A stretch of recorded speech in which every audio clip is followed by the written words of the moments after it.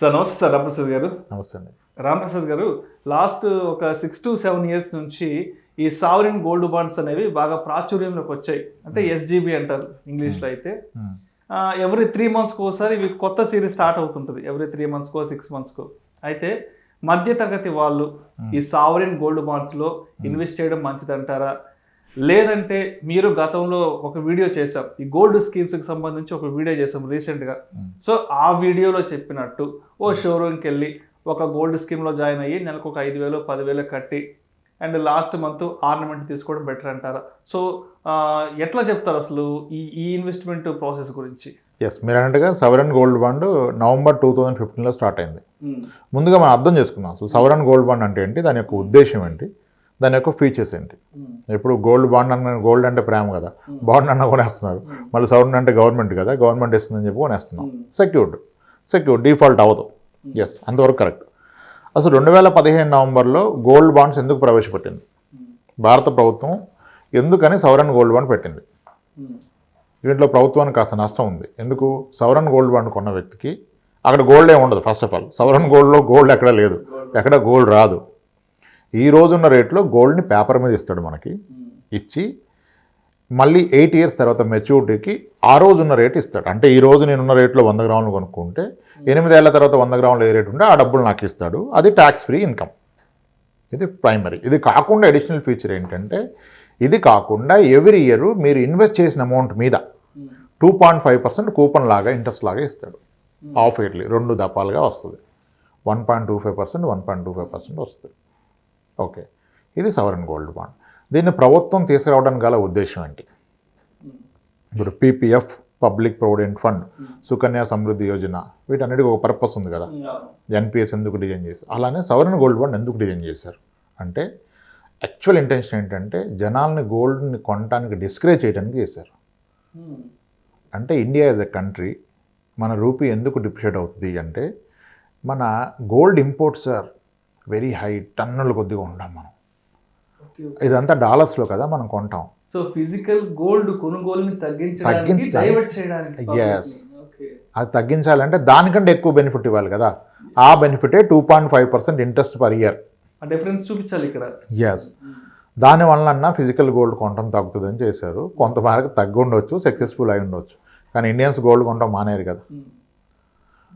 Okay, ఒకప్పుడు మన economy ఎందుకు వీక్ అవుద్దంటే, అంటే ఇది కూడా one of the reason, gold import కూడా రీజన్. ఇంపోర్ట్ చేసిన ఏ కంట్రీ అయినా డెఫిసిట్ వస్తుంది, రూపీ కరెన్సీ వాల్యూ తగ్గుతుంది, ఎందుకంటే వర్సెస్ డాలర్ కదా. అంటే గోల్డ్ని ప్రైమర్లీ డాలర్లోనే మెజర్ చేస్తారు. పర్ అవున్స్ ఉంటుంది గోల్డ్ ప్రైస్, దాన్ని ఏ కంట్రీ కరెన్సీలో వాళ్ళు కొనుక్కుంటారు. సో అది గవర్నమెంట్ యొక్క ఉద్దేశం. అంటే ఇక్కడెక్కడ గోల్డ్ అనేదే లేదు. Gold కొనకూడదని సవరన్ gold bond కొనమన్నారు. గోల్డ్కి ఆల్టర్నేట్గా గోల్డ్ కంటే ఎక్కువ రిటర్న్ వస్తుంది, గోల్డ్ కొనడం ఆపండ్రా బాబు అని ఇలా చెప్పింది గవర్నమెంట్. అంటే ఈ ఆభరణాలు వద్దు, ఈ పేపర్ గోల్డ్ ఎలాగో అవి ఉన్నాయి కదా, కేజీలు 1/2 కేజీలు ఉన్నాయి కదా, వదిలేసి ఇంకా చాలు, ఇంకా లాకర్లు నిండిపోయినాయి, ఇంకా మీరు గోల్డ్లో పెట్టాలనంటే అని ఇది ఒక విషయం చెప్పారు, which is safe and secured. But all it give us is gold price కన్నా 2.5% పర్ ఇయర్ ఎక్కువ ఇస్తుంది. అంటే 8 yearsలో ఒక 22%, మళ్ళీ కాంపౌండ్ వేస్తే కాస్త పెరిగి ఒక 25% ఎక్కువ వస్తుంది గోల్డ్ కన్నా. కానీ ఆ రోజు ఎంత ఇస్తాడు గ్యారంటీ ఉందా? ఆ రోజున గోల్డ్ ప్రైస్ ఇస్తాడు.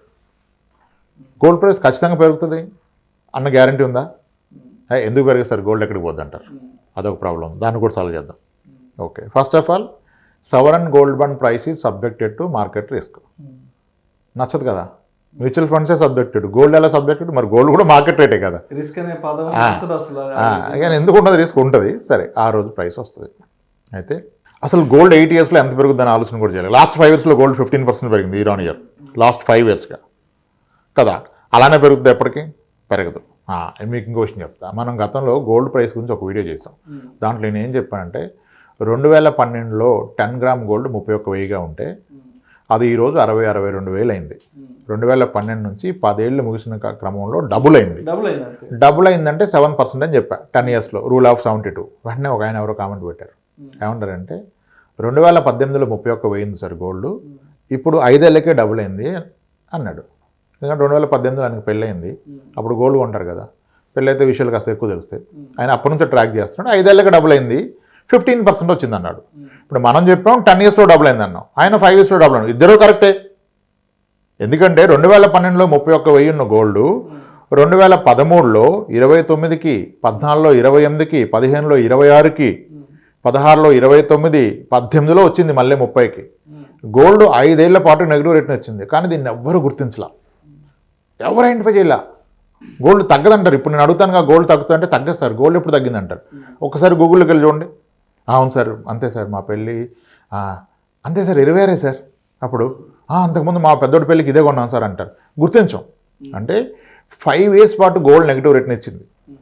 2012 నుంచి 2018 వరకు గోల్డ్ ఇచ్చిన రిటర్న్ నెగిటివ్ లేదా 0 చివరి దాకా ఉంటే మధ్యలో నెగిటివ్ రిటర్న్. కానీ ఎవరు ఇది గుర్తించరు. 5 ఏళ్ళు గోల్డ్ నెగిటివ్ ఇచ్చినప్పుడు ఒకసారి మళ్ళీ ఒక 5 ఏళ్ళు నెగిటివ్ ఇచ్చే అవకాశం ఉంటుందా? ఉంటుంది కదా. 10 years average 7, 5 years average 15. So next year ఏమిస్తే చెప్పలేం. ఓకే, అయితే ఇక్కడ ఇంకో విషయం కూడా చెప్పాను. నేనేం చెప్పాను, 2012లో యుఎస్లో గోల్డ్ పర్ ఔన్స్ $1,920 ఉంది. ఈరోజు కూడా పర్ ఔన్స్ గోల్డ్ $2,000 ఉంది. 2040, 2040, 2050. అంటే అసలు యుఎస్లో అయితే గోల్డ్ ప్రైస్ 0 10 yearsలో పెరిగింది. 0 లిటరల్లీ, నాట్ ఈవెన్ 1% కూడా పెరగల. ఇండియాలో ఎందుకు పెరిగింది మరి యుఎస్లో పెరగకుండా? మాకు దానికి ఏంటి సంబంధం అంటే, ఆ రోజు మన డాలర్ వర్సెస్ రూపీ 42 రూపీస్ ఉన్నది, ఈరోజు 80 అయింది. రూపీ వీక్ అయింది, గోల్డ్ పెరగల. 10 yearsలో 0 ఇచ్చింది. మరి ఇప్పుడు చాలా విషయాలు మాడుతున్నాం ఎకనామిక్గా. మనం అది చైనా ఇన్వెస్ట్మెంట్స్ అన్ని ఇక్కడికి వస్తున్నాయి, చైనా +1, మ్యానుఫ్యాక్చరింగ్ హబ్, మొబైల్స్ అన్ని ఇండియాలో చేస్తున్నాం, ఇన్ని మాట్లాడుతున్నాం కదా. ఇవన్నీ చేస్తే ఎకానమీ స్ట్రాంగ్ అవుద్ది, రూపీ ఈజ్ బికమింగ్ స్ట్రాంగ్. ఒకవేళ మన అదృష్టం బాగుండి డాలర్ వర్సెస్ రూపీ ఇప్పుడు 80 రూపీస్ ఉన్నది కాస్త ఒక 5 ఏళ్ళు 60 రూపాయలకి వచ్చింది అనుకోండి, గోల్డ్ ఎంత అవుద్ది?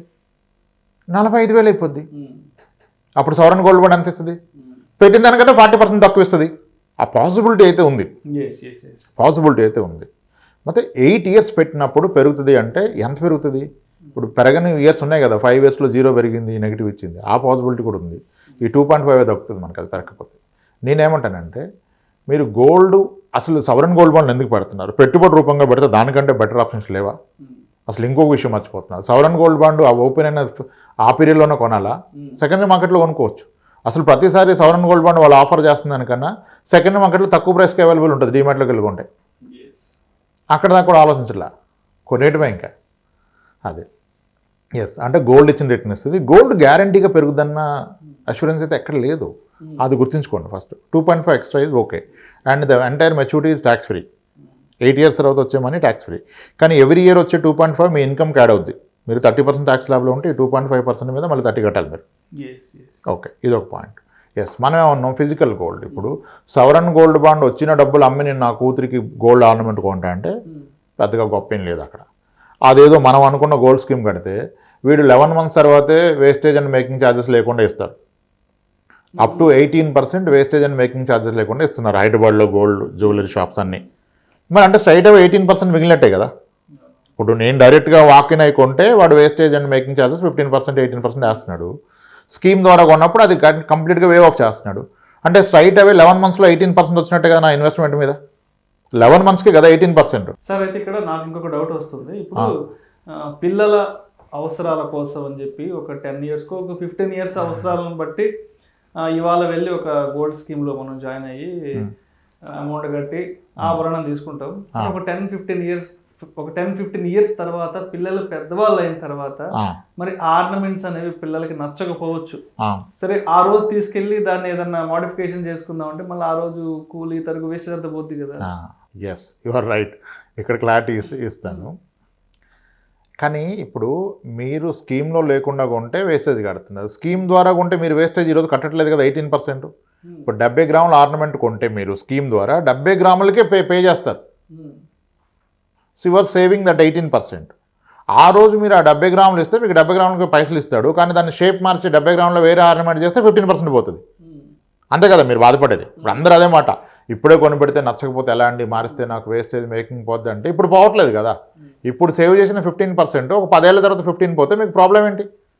సెట్ ఆఫ్ అయిపోతున్నాయి కదా, అక్కడికి యావరేజ్ బ్యాలెన్స్ అయిపోతుంది. ముందుగా గెయిన్ అయ్యారు, ఇప్పుడు కాదు ఇంకా అదే ఇదే బెనిఫిట్ కదా.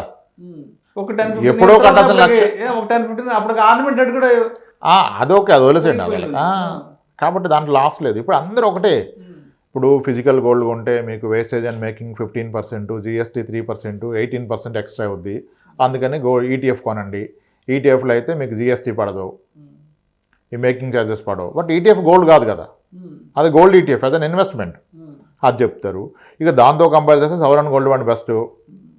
దీనికైతే మీకు ఇది క్యాపిటల్ గెయిన్ ట్యాక్స్ ఉండదు, ఈటీఎఫ్కి క్యాపిటల్ గెయిన్ ట్యాక్స్ ఉంటుంది, ఫిజికల్ గోల్డ్కి క్యాపిటల్ గెయిన్ ట్యాక్స్ ఉంటుంది, వేస్టేజ్ మేకింగ్ ఛార్జెస్ ఉంటాయి, లాకర్ ఛార్జెస్ ఉంటాయి, ఇవన్నీ చెప్తున్నారు. కానీ మీ అసలు ఆబ్జెక్టివ్ ఏంటి?